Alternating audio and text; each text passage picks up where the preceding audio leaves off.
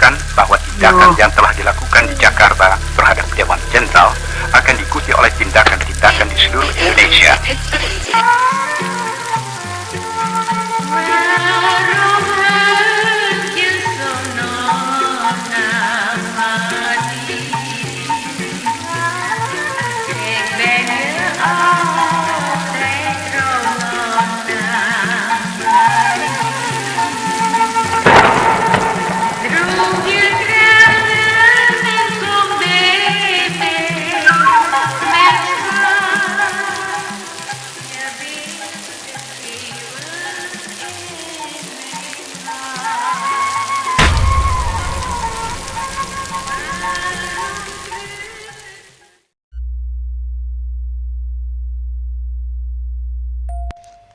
Assalamualaikum warahmatullahi wabarakatuh. Balik lagi bareng gue Irsal di segmen Radio Mistis. Di segmen ini, gue bakal bawain cerita yang kita ambil dari berbagai sumber dan cerita kiriman dari Sobat Mystic Hunter. Di episode kali ini, gue bakal bawain cerita dari Twitter @catatanyohanes_ yang mengisahkan tentang bangkai bus kecelakaan serta jeritan para korban. Terima kasih buat @catatanyohanes_ yang udah izin kita buat bagiin ceritanya ke Sobat Mystic Hunter. Bersembunyilah di balik selimut kalian dan pasang earphone kalian, karena cerita yang gue bawain kali ini bakal bikin bulu kuduk lu merinding. Ya udah, nggak pakai basa-basi lagi, langsung aja kita fokusin ke ceritanya. Cerita ini dilatar belakangi oleh kecelakaan yang pernah terjadi di suatu daerah. Kecelakaan bus dan truk yang menyebabkan bus terbakar dan membuat sisi penumpang meninggal dunia. Di saat sebuah bus yang dinaiki oleh banyak penumpang ini hendak menyalip truk yang sedang memuat pasir di tikungan yang tidak begitu tajam, tiba-tiba datang truk lain dari lawan arah dengan kecepatan sedang. Supir bus yang kaget langsung membanting setirnya ke kiri. Alhasil, kecelakaan tidak dapat dihindarkan. 2 truk dan 1 bus ringsek di tikungan itu. Terlebih, bus tersebut terbakar, entah dari mana asal mulanya, sehingga membuat seluruh penumpang termasuk supir dan kernet meninggal dunia. Begitulah awal mula kisah ini, dimulai yang membuat jalanan di sana jadi menyeramkan. Mitos yang seringkali diceritakan oleh warga sekitar, yaitu banyaknya suara-suara yang meminta pertolongan dari dalam bangkai bus. Hingga suatu ketika, kita sebut saja di sini dengan nama Bambang, seorang montir dari bengkel perusahaan bus tersebut, disuruh mengambil sisa-sisa dari bangkai bus yang masih bisa digunakan, seperti dinamo atau barang yang lain, oleh pemilik perusahaan busnya. Bambang saat itu tidak sendiri. Dia ditemani 2 orang temannya, yaitu Johnny dan Matt. Berangkatlah mereka pagi-pagi agar penerangan matahari bisa membantu mereka melihat dengan jelas bongkahan demi bongkahan bus tersebut. Bus yang masih tergeletak di TKP, sehingga mereka bertiga harus menempuh perjalanan yang lumayan jauh dari garasinya. Sesampainya di TKP, tanpa basa-basi lagi, mereka turun dari mobil dan langsung menuju ke dalam bangkai bus. Selama di dalam bus, mereka mengecek satu persatu barang yang masih layak untuk digunakan. Walaupun menurut Bambang tidak ada yang layak untuk digunakan kembali. Bambang berinisiatif turun dan melihat kondisi mesin di bawah bus. Sedangkan Johnny dan Matt masih berada di dalam bus. Setelah memasang alas untuk masuk ke bawah bus, Bambang langsung melihat kondisi mesin yang masih layak. Dia pun kaget ketika melihat ada darah segar yang masih mengucur ke bawah. Bukannya semua jasad sudah dievakuasi? Lagian ini kan sudah 3 hari semenjak kejadian. gumam Bambang dalam hati. Bambang terus melihat kucuran darah segar yang terus saja dan tidak habis. Pak. Bambang kaget karena ada orang yang memanggilnya. Hei, ya apa? Jawab Bambang. Saya mau mengambil sendal saya, Pak. Ketinggalan di dalam bus, kata seorang pria yang mengagetkan Bambang dari belakang. Oh yaudah sana, di sana ada teman saya, jawab Bambang dengan singkat. Karena juga Bambang masih sibuk memikirkan sumber darah di sebelahnya yang terus mengucur deras dan tidak berhenti, karena tak kunjung mendapatkan jawaban, akhirnya Bambang memutuskan untuk tidak melanjutkan rasa penasarannya dan kembali fokus untuk mengambil mesin yang masih layak untuk digunakan. Tangan Bambang menggerayai obeng dan engkol yang ada di sebelahnya. Setelah berhasil mendapatkannya, lalu Bambang mulai menempelkan engkol ke baut. Engkol dan obeng sudah digunakan untuk memutar baut-baut yang menempel di mesin. Lalu dia memutar terus sekuat tenaga karena memang baut sudah lengket dengan mesinnya. Baut pun berhasil diputar dan mesin yang masih bisa digunakan sudah berada di tangannya. Bambang pun bergegas keluar dari bawah bus. Setelah keluar, Bambang memanggil temannya yang berada di dalam bus. John. Karena tidak kunjung mendapatkan jawaban, akhirnya Bambang memutuskan untuk masuk ke dalam bus dan didapati temannya sedang mengobrol di kursi belakang. Halah, malah ngobrol, umpat Bambang. Johnny dan Matt tertawa melihat ekspresi Bambang. Santai aja dulu sini mas, sebat-sebat, ujar Johnny.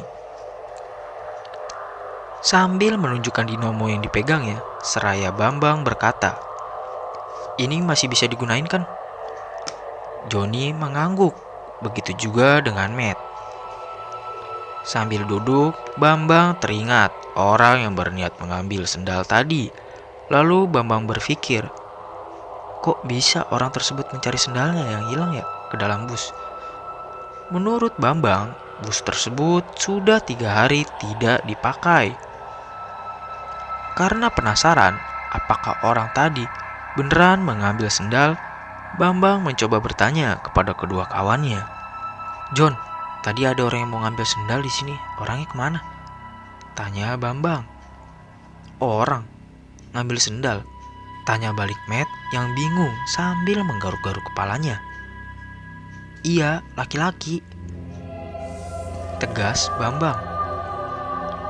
Johnny dan Matt diam saling menoleh. Lalu mereka tertawa. Mana ada orang mau masuk ke sini mau nyari sendal lagi? Emang sendal bekas bisa dijual? Ujar Matt sambil terus tertawa. Tawa Johnny pun semakin keras akan meledek Bambang. Bambang yang juga kebingungan tentang laki-laki tadi jadi terdiam sambil otaknya terus berpikir. Bang, kamu sehat? Tanya Johnny sambil terus tertawa. Sehat lah, jawab Bambang dengan nada meninggi dan mulai emosi dengan reaksi teman-temannya. Melihat reaksi Bambang yang emosi, tertawa keduanya pun langsung berhenti. Kamu serius tadi kamu ngelihat laki-laki yang pengen ngambil sendal? Tanya Matt dengan serius.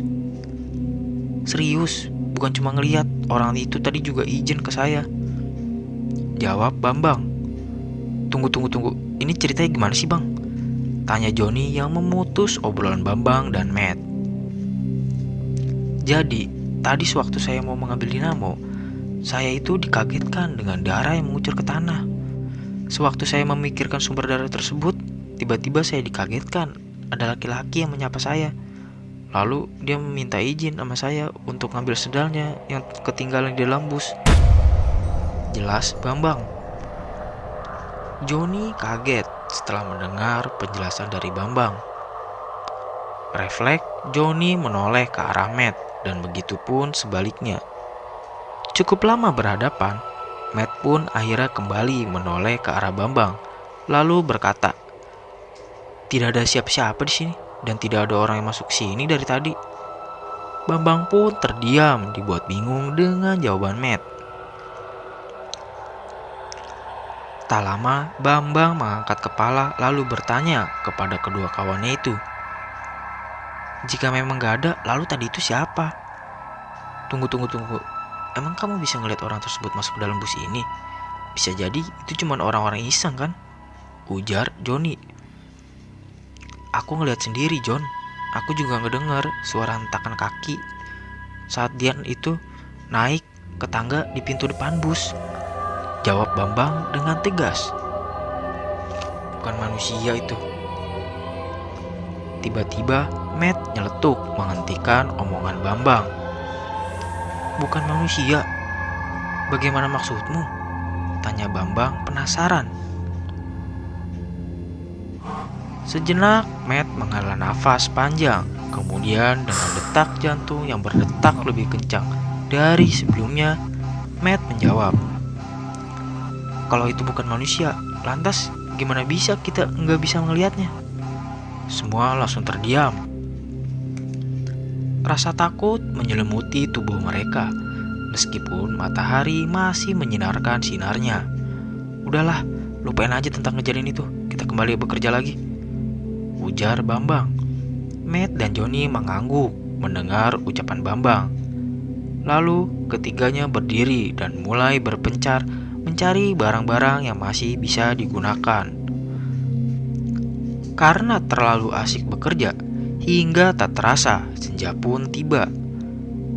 Atas inisiatifnya, Bambang menyuruh kedua temannya untuk menyudahi pekerjaannya dan dilanjutkan keesokan harinya. "Kamu menyuruh kita selesai nih karena kasihan sama kita atau karena kamu takut didatangi hantu lagi?" Tanya Matt dengan gelagat mengejek Bambang. "Sialan," umpat Bambang. Pecahlah tawa mereka. Singkat cerita, mereka sudah mulai berada di rumah masing-masing.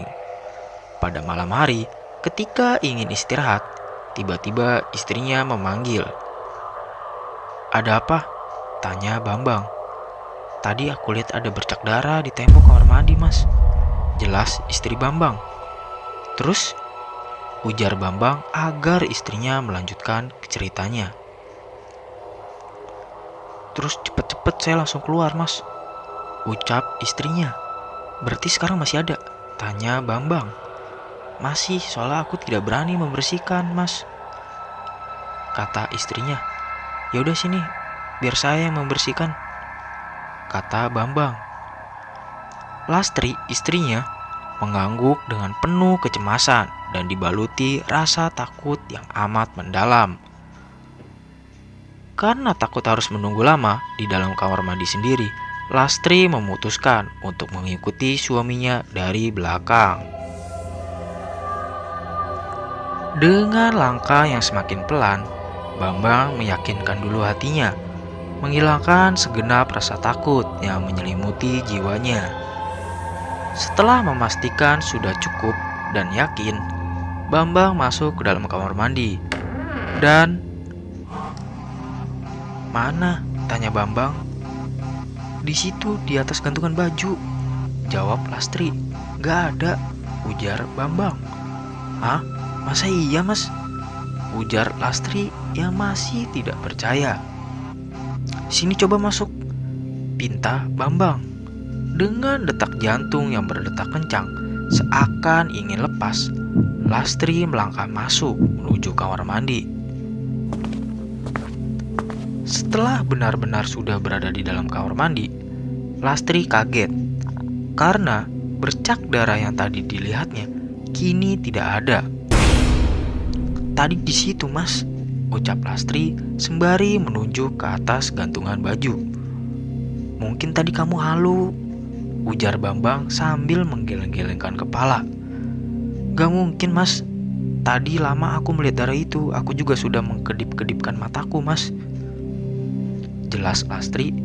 "Yaudah ayo tidur aja," kata Bambang. Akhirnya mereka berdua kembali menuju kamar dan berniat untuk tidur. Di sela-sela akan tidur, tiba-tiba HP Bambang berbunyi. Rupanya Joni yang sedang menelponnya. "Halo, apa Jon?" "Bang, aku dari tadi diteror sama hantu," jelas Joni. "Teror bagaimana?" tanya Bambang. "Mulai dari lampu depan rumah tuh yang tiba-tiba pecah, terus ada suara kuntilanak, sampai bercak darah di tembok kamar mandi," jelas Joni. "Bercak darah di tembok kamar mandi?" tanya Bambang penasaran. "Iya, jadi tadi tuh ada bagian tembok yang tiba-tiba ada bercak darah.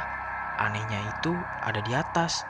Yang nemuin itu istri saya. Sewaktu saya cek, emang ada itu darahnya," jelas Joni. "Kalau gitu sama Jon," tegas Bambang. "Sama?" tanya Joni. "Iya, di rumahku juga tadi ada bercak darah, sama-sama di tembok kamar mandi juga," kata Bambang. "Kamu serius, Bang?" tanya Joni yang masih tidak percaya. "Iya, sama juga yang nemuin istriku, tapi sewaktu saya cek sudah tidak ada. Tapi wajah istriku udah pucet karena ketakutan," jelas Bambang. "Apa ini teror ya dari hantu di bangkai bus tadi itu?" tanya Joni. "Bisa jadi sih, tapi jika memang dari bangkai bus tadi, harusnya si Matt juga dapat dong teror seperti kita," kata Bambang. "Bener juga sih," jawab Joni. "Lalu gimana dengan Matt? Apakah kamu tahu kabarnya?" tanya Bambang. "Enggak sih Bang, biar besok kita tanyain aja langsung ke orangnya," jawab Joni. Keesokan harinya, mereka kembali menuju ke TKP karena bangkai bus masih belum boleh dibawa ke garasi tempat mereka bekerja. Rasa khawatir menyelimuti tubuh Bambang dan Joni, akan tetapi tidak dengan Matt. Sepanjang perjalanan dari garasi sampai ke TKP, tidak ada obrolan yang membahas tentang kejadian yang dialami Bambang dan Joni semalam. Bambang atau Joni enggan memulai pembicaraan ataupun sekedar bertanya memastikan apakah Matt juga mengalami hal yang sama dengan dirinya. Sesampainya di TKP, mereka, Bambang dan Joni masih tutup mulut akan teror yang dialaminya. Bambang mulai mengatur pekerjaan yang harus dikerjakan temannya. Selama bekerja hingga tidak terasa, suara azan zuhur pun berkumandang. Bambang dan Joni berada di bawah, sedangkan Matt seorang diri berada di dalam bangkai bus tersebut. Mas, suara lirih seorang wanita mengagetkan Matt yang masih sibuk dengan pekerjaannya. Menarik nafas dalam-dalam, lalu Matt pun berkata dalam hati, "Siapa ya itu?" Namun, gelagat Matt masih menunjukkan sikap tenang. Sama sekali dia tidak menunjukkan sikap takut, meskipun detak jantungnya sudah berdetak lebih cepat dari biasanya. Sholat duhur dulu mas." Lagi-lagi suara wanita itu kembali terdengar.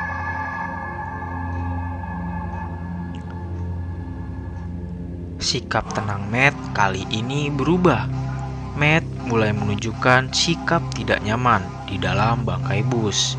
Namun, karena sedang bekerja, Matt menunjukkan sikap profesional dengan tetap melanjutkan pekerjaannya dan tidak menghiraukan suara lirih perempuan itu. Tidak lama dari suara wanita yang menyuruh Matt untuk sholat duhur, tiba-tiba Matt mendengar hentakan langkah demi langkah yang mulai mendekatinya. Berada di bagian kemudi dengan tujuan mengambil beberapa barang yang masih bisa digunakan. Posisinya juga yang terlentang membuat Matt tidak bisa mengetahui itu langkah kaki siapa. Pikirannya mulai tidak karuan, namun tetap untuk mencoba positif. Tenang, Matt, itu suara langkah Bambang atau Joni. Langkah kaki itu terdengar semakin dekat, namun tidak ada suara dari mulut orang yang melangkah itu, membuat dalam hati Matt masih bertanya-tanya. Itu suara langkah kaki siapa sih? Dengan susah payah, Matt meyakinkan hatinya untuk berani melihat itu langkah kaki siapa, namun tetap saja gagal.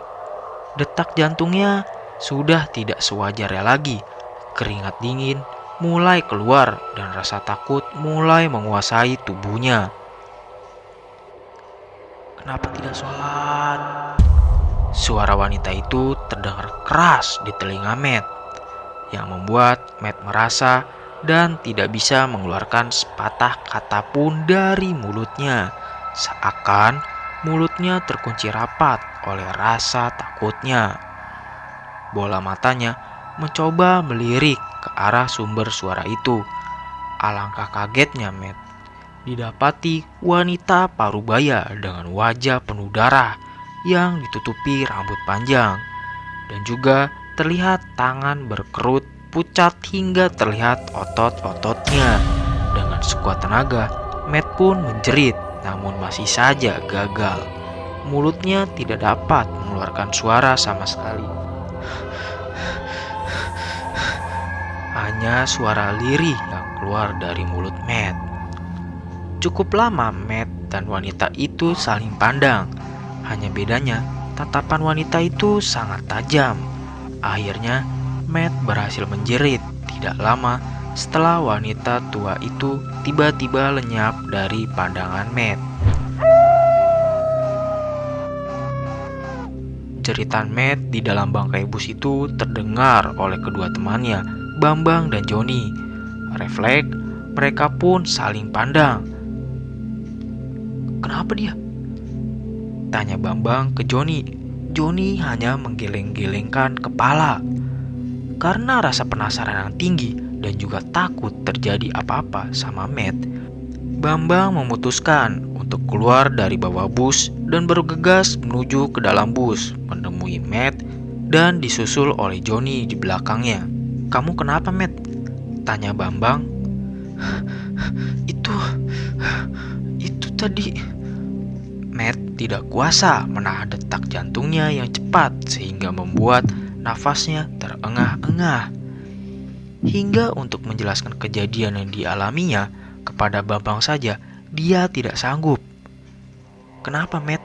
Bambang kembali menanyakan pertanyaan yang sama. Namun kali ini Bambang meninggikan nadanya. Matt yang gagap membuat Joni kasihan hingga membuatnya berani memotong pembicaraan keduanya. Udah Bang, kamu tenang dulu, biar Matt juga bisa tenang, agar bisa menjelaskan permasalahannya kepadamu dengan lancar, ujar Joni. Bambang mengangguk dan turun menuju ke mobil yang mereka bawa dari garasi tadi. Setelah kembali dari mobil, Bambang membawa sebotol air mineral lalu diberikan kepada Matt. Nih minum dulu, kata Bambang sembari memberikan sebotol air mineral tersebut. Tanpa lama-lama, dengan cepat, Matt langsung mengambil air mineral tersebut lalu diminumnya. Setelah minum, Matt mencoba menenangkan diri dulu, mengatur nafas dan menghilangkan pikiran negatifnya. Setelah dirasa tenang, Matt mulai menceritakan kejadian yang dialaminya, hingga membuatnya menjerit keras sampai terdengar oleh kedua temannya itu. Jadi gini, tadi ada seorang wanita parubaya datang kepadaku. Jelas, Matt. Siapa dia? Apa tujuannya datang kepadamu? Tanya Bambang penasaran. Dia hanya menyuruhku sholat duhur, tapi yang membuat aku berteriak itu karena wajahnya hancur ditutupi rambut panjangnya dan tangannya itu pucat sampai ototnya terlihat. tambah Matt. Serius kamu, Mat? Timbal Johnny yang masih tidak percaya dengan kejadian itu. Iya, jawab Matt tegas sembari menganggukkan kepalanya. Johnny dan Bambang saling menoleh. Lalu kembali mereka berdua menoleh ke arah Matt. Lalu bagaimana, Matt? Tanya Bambang. Udah begitu, kata Matt. Apa itu korban dari kecelakaan kemarin ya? Tanya Bambang. Bisa jadi tuh, Bang, jawab Johnny. Seakan tertampar, jawaban Johnny membuat mereka bertiga terdiam dan saling memandang satu sama lain. Cukup lama mereka terdiam, lalu Bambang pun berinisiatif untuk bilang ke bosnya agar mereka bekerja mengambil sisa-sisa barang bus sewaktu bangkai bus sudah berada di garasi saja. Karena menurut mereka, teror ini terjadi karena mereka bekerja di TKP. Ini kita langsung berada di kandangnya, John. Ini yang menyebabkan teror itu terjadi, jelas Bambang. Iya sih, bener juga. Di saat banyak orang gak berani ada di sini atau enggak lewat sini, kita malah bekerja di sini dan ada di dalam bangkai ini yang baru kemarin pisan lagi kecelakaan dan memakan banyak korban jiwa, jelas Johnny. Matt dan Bambang mengangguk mendengar penjelasan dari Johnny. Ini bener-bener gila sih. Di siang bolong gini masih ada aja hantu yang berani nongol. Kayak gak masuk akal dah, imbuh Matt. Bambang mengangguk-angguk. Belum lagi mereka harus diteror hingga ke rumah. Dan juga yang membuat mereka khawatir adalah teror terhadap keluarga mereka, istri dan anak-anak mereka. Oh ya, Matt, apakah keluargamu juga mendapat teror seperti keluarga kita? Tanya Bambang. Hah? Gimana maksudmu, Bang? Tanya balik Matt yang bingung dengan pertanyaan Bambang.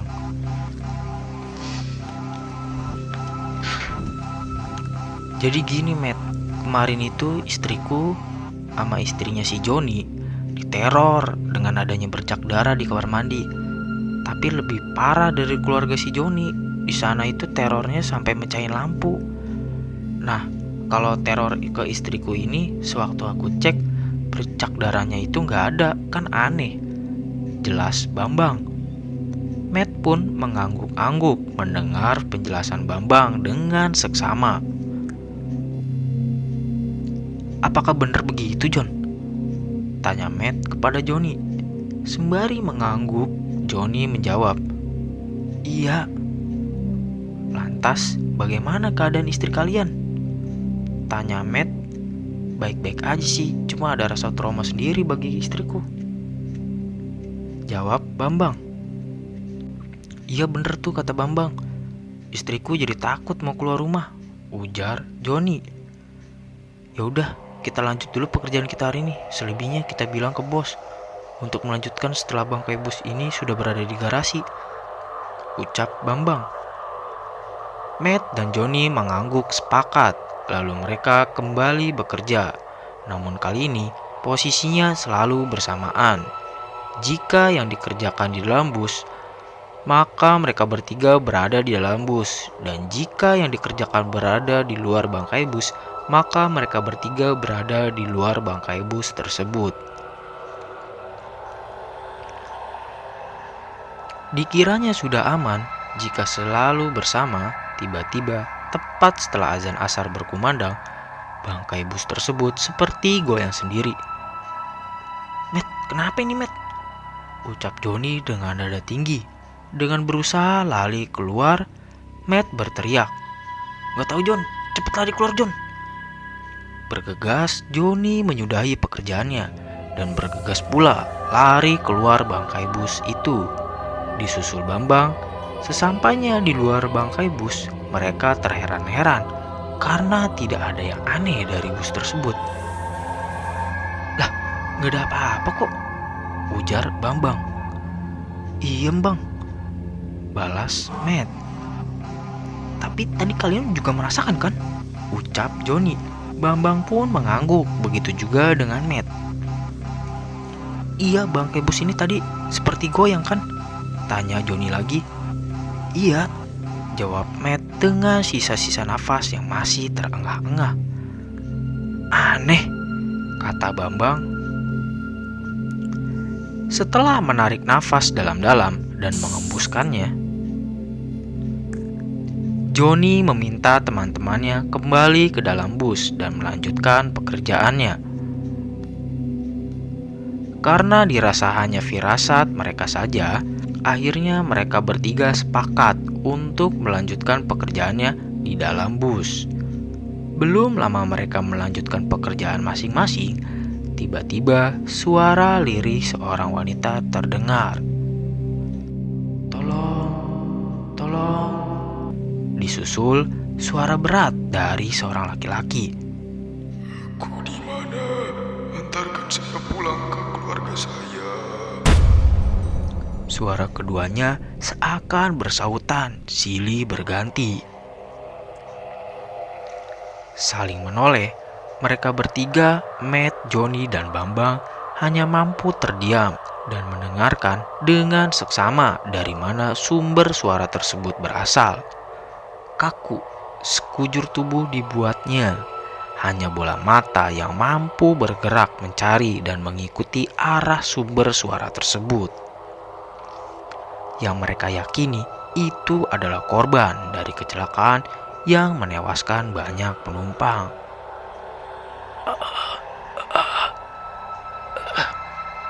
Bambang ingin sekali berbicara, namun suara seperti hanya tertahan di tenggorokan, seakan tidak mau keluar. Mulutnya pun begitu, tertutup rapat seperti terkunci oleh rasa takut.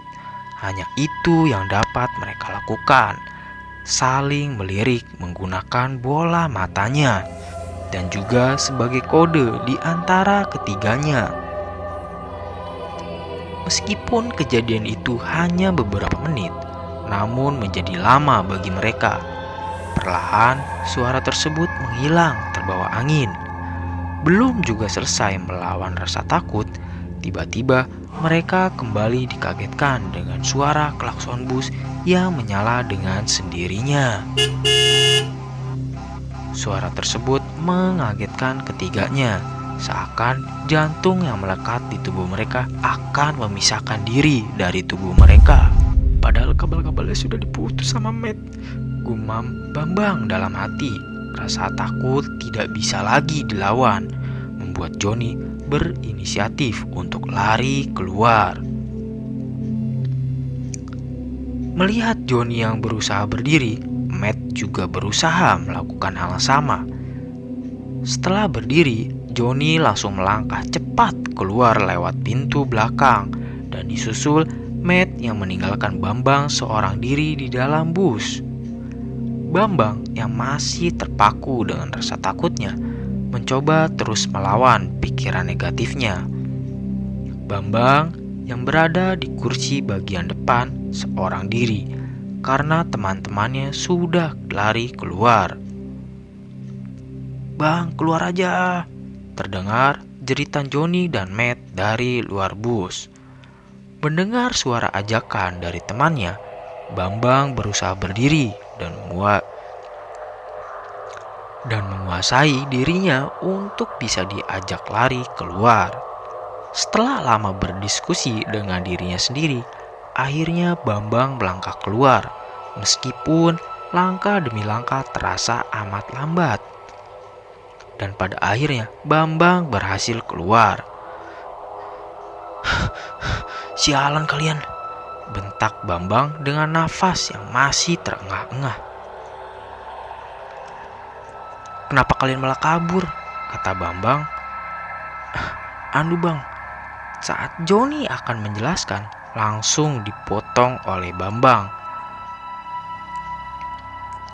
"Bajingan," dan Bambang langsung melangkah ke mobil milik bosnya yang mereka bawa agar bisa sampai ke TKP bus kecelakaan.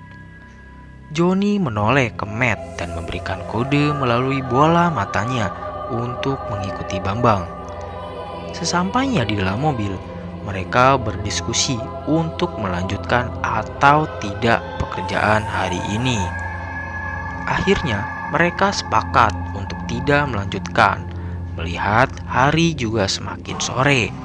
Dengan cepat, mereka keluar mobil dan kembali ke bus untuk mengambil alat-alat yang mereka bawa. Lalu pulang kembali ke garasi.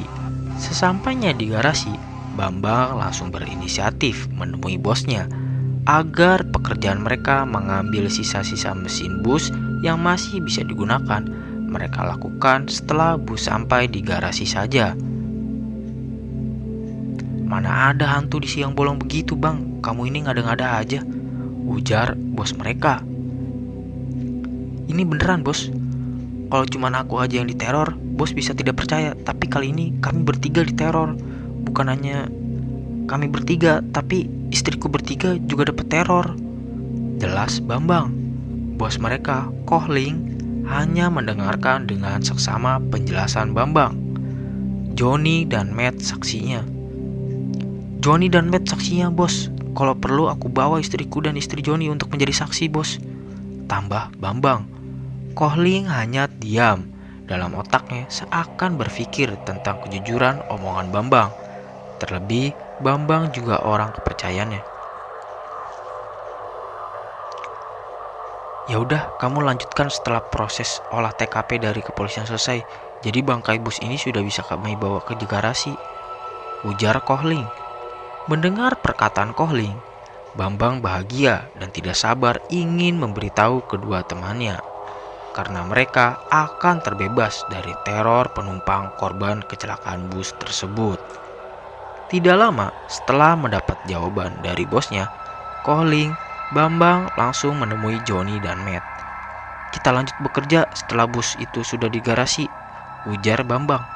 "Bos setuju," ucap keduanya serentak. Bambang mengangguk dengan senyuman. "Tapi apakah teror itu bakal berhenti? Apa mereka tidak mengikuti kita hingga ke rumah masing-masing dan mereka meneror keluarga kita?" tanya Matt. Cerita pun selesai. Tapi sebelum kita berpisah, gue mau infoin lagi ke Sobat Mystic Hunter. Buat lo yang punya pengalaman mistis dan mau kita bawain di segmen Radio Mistis, lo bisa kirim lewat email yang udah gue cantumin di deskripsi. Gue Irsal, menceritakan apa yang kalian tidak percayai. Sampai jumpa lagi di segmen Radio Mistis episode selanjutnya. Wassalamualaikum warahmatullahi wabarakatuh.